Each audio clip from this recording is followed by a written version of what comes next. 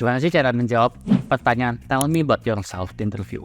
Karena jawaban itu bakal nentuin teman-teman mungkin keterima atau enggak. Nanti pertanyaan pertama untuk kenalin diri sendiri. Di video kali ini saya bakal bahas 3 pertanyaan umum yang ditanyain sama interviewer yang teman-teman perlu tahu cara jawabnya, dan kita bakal pakai AI untuk ngelakuin mock-up interview supaya teman-teman bisa latihan dan belajar tahu cara ngomong is one thing, bisa ngomongnya is another thing. Jadi video ini full package.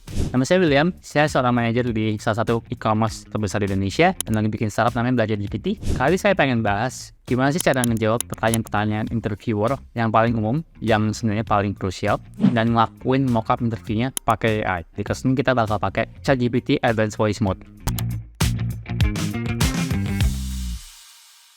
Tahu nggak sih, 33% hiring manager itu nentuin dia bakal hire atau enggak anak yang di-interview dalam 90 detik awal interviewnya. Artinya apa? Pertanyaan pertama itu penting banget untuk bisa kita jawab.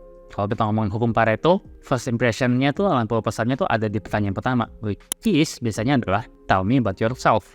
Bisa jawab itu dengan baik bakal meningkatkan peluang teman-teman untuk mendapatkan kerjanya.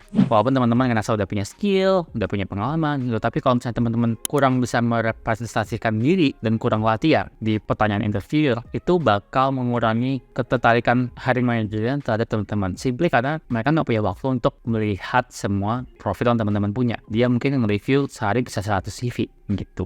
Jadi saya juga punya case kayak gitu, dimana interview intern dan melihatnya kayak ada satu intern bagus, tapi internnya tuh kurang bagus dalam merepresentasikan dirinya.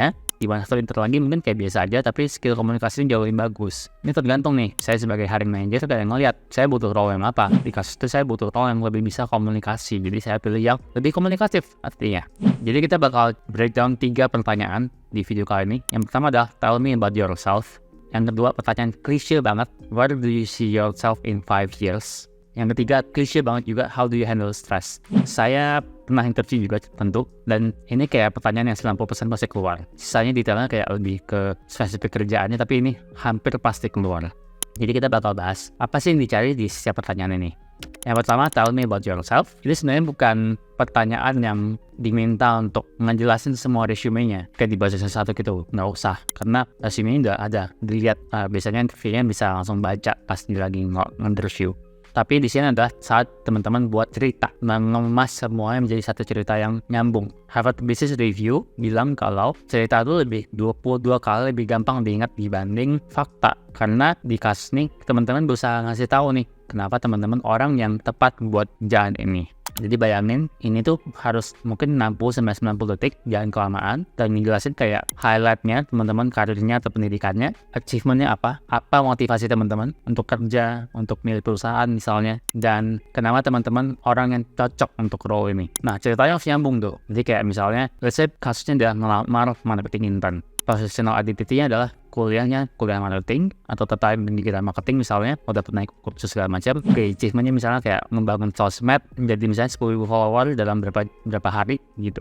Terus motivasinya adalah pengen punya karir lebih bagus di marketing, pengen belajar, pengen punya mentor, let's say. Terus perfect for this role adalah misalnya bilang kayak ini role-nya role junior yang butuh orang yang udah punya pengalaman, dan saya dia punya pengalaman dan pendidikan teorinya juga. Pas to match story-nya, tinggal nanti dilihat detailnya dia ngerti atau enggak. Jadi jangan ceritain kayak CV gue gini lah, pernah kuliah di kampus, ikut panitia A, panitia B, panitia C, itu yang gak relevan sama kerjaan yang gak nyambung. Gak usah itu.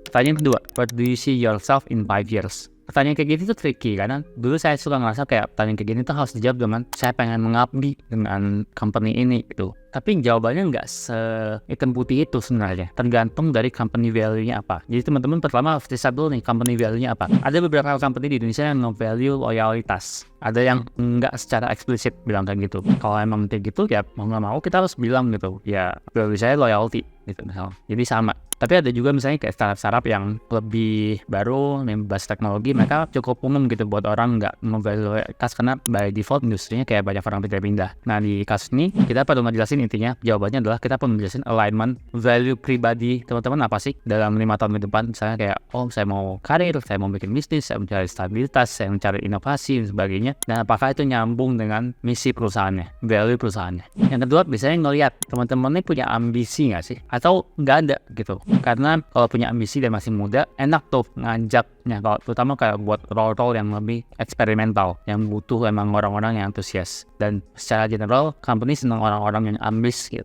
Dan yang ketiga, biasanya hiring manager tuh pengen ngeliat kayak orang ini realistis gak sih? 5 tahun tuh emang bisa ngapain gitu. Kayak kalau misalnya 5 tahun dibilang kayak, oh saya 5 tahun saya pengen jadi triliuner gitu. Yang gak make sense, soalnya orang halu nih kayaknya. 3 komponen tuh yang dilihat, alignment goal kita ke company, ambisi kita segede apa, sama kita apakah punya ekspektasi yang realistis gitu.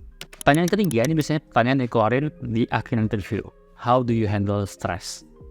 Stress itu pasti hal yang wajar. Di sini tuh interviewernya pengen ngeliat gimana sih cara teman-teman nge-handle stress. Jadi jawaban yang aneh tuh bakal bilang kayak, oh saya nggak pernah stress gitu. Aneh loh, karena orang pasti stress. Itu lebih ke denial kalau dia bilang nggak pernah stress. Jadi jawaban pertama tuh adalah ngejelasin gimana cara teman-teman nge-manage stressnya, gimana cara teman-teman unwind. Terus kasih contoh, nih yang biasa suka nggak masuk nih. Biasanya kayak cuma bilang dong, oh iya saya handle stressnya dengan misalnya makan-makan gitu atau tidur gitu. Tapi itu tuh kayak nggak deskriptif gitu. Teman-teman tuh perlu kasih contoh di masa lalu di mana teman-teman encounter situasi yang sangat stressful. Gimana cara teman-teman ngatasinya, teknik manajemen stressnya gimana, dan apa resultnya. Jadi kayak contohnya tuh yang lumayan spesifik gitu, supaya si hiring manajernya kebayang kayak, oh ini orangnya tuh kayak gini kalau handle stress. Jangan ngehafal kalau menjawab pertanyaan-pertanyaan begini, karena gampang banget kelihatan. Terutama zaman sekarang ya, kan interviewnya biasanya lewat online ya, Zoom, Google Meet gitu. Saya sering banget tuh ngeliat orang tuh ngehafal membaca, terutama kalau interview yang junior-junior. Kayak ada satu case dimana saya nge-interview orang, terus dia mention company yang dia apply, company saya, terus dia nyebutnya tuh kayak narasi gitu, kayak dia menyebutkan sebuah fakta yang udah agak outdated gitu. Jadi kayak ketahuan orang baca nih, itu tuh fatal banget. Teman-teman tuh perlu lebih otentik di bagian kayak ini. Emang betul walaupun zaman sekarang semuanya online, tapi teman-teman juga harus effort, nggak bisa cuma kayak baca doang gitu. Teman-teman harus memorize tuh. Mungkin kalau mau ngeliat contekan, itu talking point saja, jangan semuanya dimasukin dan kayak baca satu persatu. Saya juga udah riset dari berbagai sumber bagaimana cara menjawab 3 pertanyaan itu. Cuman tahu cara menjawab itu one thing, bisa menjawab itu another thing. Makanya di sini kita bakal coba pakai AI di sini, pakai advanced voice mode-nya ChatGPT buat belajar interview.